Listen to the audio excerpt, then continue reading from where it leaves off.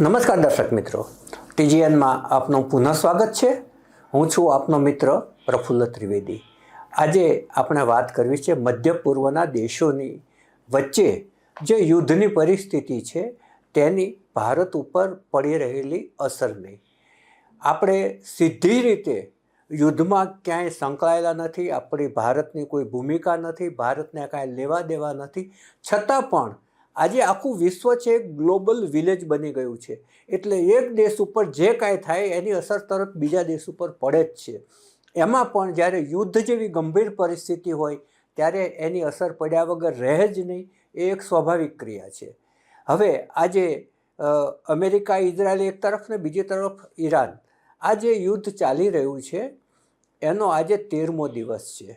આજે પણ એકાબીજી દેશો ઉપર હુમલાઓ કરવાનું ચાલુ છે અને આ હુમલાઓ ક્યારે ખતમ થશે, ક્યારે પુનઃ શાંતિ સ્થપાશે તે કહેવું અત્યંત મુશ્કેલ છે. આજે ઇઝરાયલે ઈરાનની બેંક ઉપર હુમલો કર્યો અને બેંક ઉપર હુમલો કર્યો એટલે ઈરાને સામે કહ્યું છે કે હવે અમે તમારી આર્થિક સંસ્થાઓ જે કાંઈ હશે એના પર અમે હુમલાઓ કરીશું. એટલે તમે જુઓ કે પેટ્રોલ, ડીઝલ, ગેસથી લઈ અને હવે આર્થિક પરિસ્થિતિ બેન્કો ઉપર હુમલા કરવા સુધી સ્થિતિ પહોંચી છે કે અને સ્થિતિ અત્યંત સ્ફોટક અને ગંભીર થતી જાય છે. ક્યારે કેવો વળાંક લેશે એ કહેવું અત્યંત મુશ્કેલ છે. કારણ કે અમેરિકાની જે મહેચ્છા છે ત્યાં સત્તા પરિવર્તનની ઈરાનની અંદર જે અત્યારે શક્ય નથી એવું ત્યાંની ગુપ્તચર સંસ્થાઓએ કહ્યું છે કે અત્યારે ત્યાં સત્તા પરિવર્તન શક્ય નથી.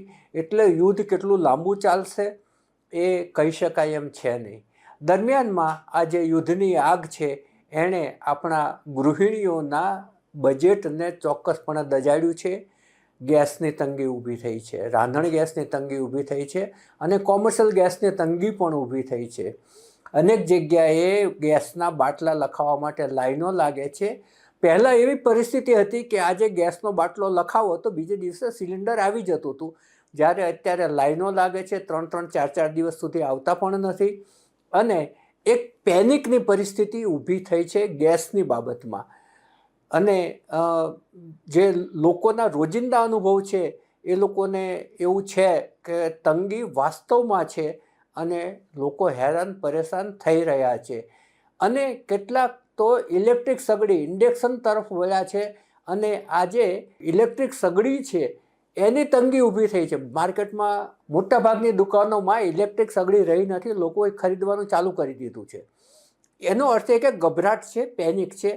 અને આ પેનિક હોય ત્યારે ઘણી વખત લોકો સંગ્રહખોરી પણ કરી લેતા હોય છે કે એક બાટલો ભરેલો હોય તો બીજો બાટલો મગાવી લે. એટલે અત્યારે આ જે ગેસની તંગી ઊભી થઈ છે એમાં કોમર્શિયલ ગેસની પણ એટલી જ તંગી ઊભી થઈ છે.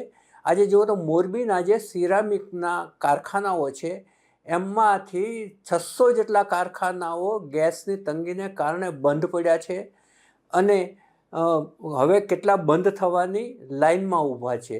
એટલે તકલીફ છે એ ચારે તરફ છે. તમે જુઓ તો બિહાર ને મધ્યપ્રદેશમાં તો રાંધણ ગેસ અને કોમર્શિયલ ગેસના જે સિલિન્ડર છે એના કાળા બજાર થવાના ચાલુ થઈ ગયા છે અને એ કાળા બજારના ભાવ છે એ આંખ ફાડી નાખે એવા ભાવ છે.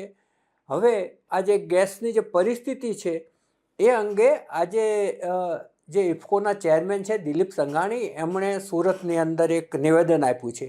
એમણે એમ કહ્યું છે કે જે ગેસની સમસ્યા છે એ સ્થાનિક બાબત નથી, એ આંતરરાષ્ટ્રીય બાબત ઉપર નિર્ભર છે.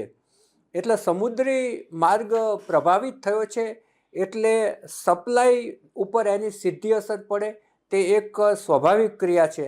આમ થવાથી માત્ર ગુજરાત જ નહીં, દેશભરના બીજા રાજ્યોમાં પણ આ પરિસ્થિતિ ઊભી થાય એ એક સ્વાભાવિક ક્રિયા છે.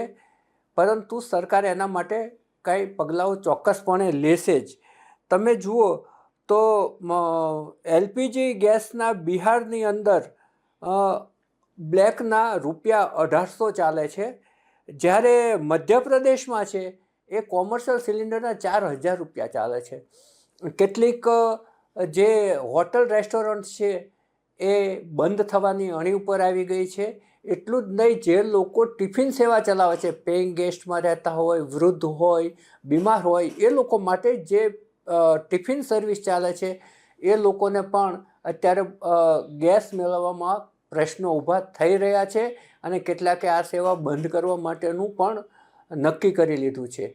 હવે બીજી તરફ જોઈએ તો એક થોડું આશ્વાસન મળે એવી વાત છે એ રાજ્યના નાગરિક અને પુરવઠા ખાતાએ આજે એક પ્રેસ નોટ કરીને એક મીડિયાની અંદર પ્રેસ નોટ આપીને એક હૈયાધારણા આપી છે કે ગભરાવાની જરૂર નથી, ગેસનો જથ્થો પૂરતો છે. એમણે એમ કહ્યું છે કે મધ્ય પૂર્વના ક્ષેત્રોમાં બદલાતી સ્થિતિ છતાં રાજ્યમાં ઘરેલું જરૂરિયાત માટેનો પૂરતો એલપીજીનો જથ્થો ઉપલબ્ધ છે. જો કે એક ગ્રાહકે 2 સિલિન્ડર લખાવવા હોય તો એ 2 વચ્ચે 25 દિવસનો એક ગાળો નક્કી કરવામાં આવ્યો છે કે એક જ ગ્રાહક વારંવાર એલપીજી લખાવી નહીં શકે. અને એ છે એ જે ઓઇલ બનાવતી જે કંપનીઓ છે, જે ઓઇલ રિફાઇનરી, એ લોકોએ નક્કી કરેલું છે કે 2 વચ્ચે 25 દિવસનો ગાળો રાખવો. હવે આપણે જો ગેસની આખી આંકડાકીય માહિતી જોઈએ તો આપણે ત્યાં ભારતમાં વાર્ષિક 33 લાખ મિલિયન ટન, 33 કેટલો મોટો આંકડો છે, 33 લાખ મિલિયન ટન એલપીજીની જરૂર પડે છે. ઘરેલું ગેસ સિલિન્ડરના હિસાબે જોઈએ તો દર વર્ષે 235 કરોડ સિલિન્ડર, એટલે કે રોજના 64 લાખ સિલિન્ડરનો વપરાશ છે. અને આમાં 88% સિલિન્ડર્સ છે એ મોટાભાગે ઘરેલું રાંધણમાં ગેસ તરીકે વપરાય છે, જ્યારે બાકીનો જે ગેસનો જથ્થો છે એ કોમર્શિયલ વપરાય છે, હોટલમાં વપરાય છે, રેસ્ટોરન્ટમાં વપરાય છે, ઇન્ડસ્ટ્રીઝની અંદર વપરાય છે. ઇન્ડસ્ટ્રીઝની અંદર અત્યારે ગેસની બહુ જ મોટી માગ છે, કોમર્શિયલ ગેસની, જે અત્યારે તંગીના કારણે પ્રશ્નો ઊભા થયા છે. અને આ જે મોટી માગ છે એની સામે બહારથી આપણે 60% ખરીદી કરવી પડે છે અને બાકી છે એ 40% એ ભારતીય રિફાઇનરીમાંથી ગેસનો જથ્થો છે એ તૈયાર થાય છે. અત્યારે આ ગેસનો પ્રશ્ન ઊભો થયો છે. આવતા દિવસોમાં બીજા પ્રશ્નો પણ ઊભા થશે. પેટ્રોલ ડીઝલનો ભાવ વધારો પણ કદાચ આવી શકે, કારણ કે બેરલના જે $65 હતા એ વધીને આજે $100 થઈ ગયા છે.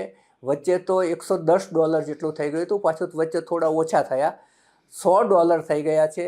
એટલે પેટ્રોલ ડીઝલનો ભાવ વધારો પણ તોલાઈ રહ્યો છે. આપણા પડોશી દેશ પાકિસ્તાનની અંદર પેટ્રોલનો ભાવ $335 છે અને ડીઝલનો ભાવ $321 છે. એટલે આપણે ત્યાં પણ ગમે ત્યારે ભાવ વધારો આવી પડે એવી પરિસ્થિતિ છે. જ્યારે યુદ્ધ વ્યાપક પ્રમાણમાં હોય ત્યારે એક અર્થશાસ્ત્રની જે ધક્કો પહોંચે, આર્થિક જે વૈશ્વિક મંદી આવે, ત્યાંથી લઈ અને આપણા ઘરના જે રાંધણ ગેસ છે ત્યાં સુધીની તમામ બાબતોને એની અસર થતી હોય છે. આપણે યુદ્ધમાં સીધી રીતે જોડાયેલા નહીં હોવા છતાં આજે યુદ્ધની આગ છે એ આપણા રસોડા સુધી પહોંચી ગઈ છે. ઈચ્છીએ કે ઝડપથી શાંતિ સ્થપાય અને લોકોના જે આજના પ્રશ્નો છે એ ઓછા થાય. અત્યારે બસ આટલું જ. અમારી આ રજૂઆત આપને ગમી હોય તો ચોક્કસપણે શેર કરશો, સબસ્ક્રાઈબ કરશો, એના પર કોમેન્ટ પણ કરશો. અત્યારે બસ આટલું જ. નવા વિષય સાથે ફરી મળીશું. નમસ્કાર.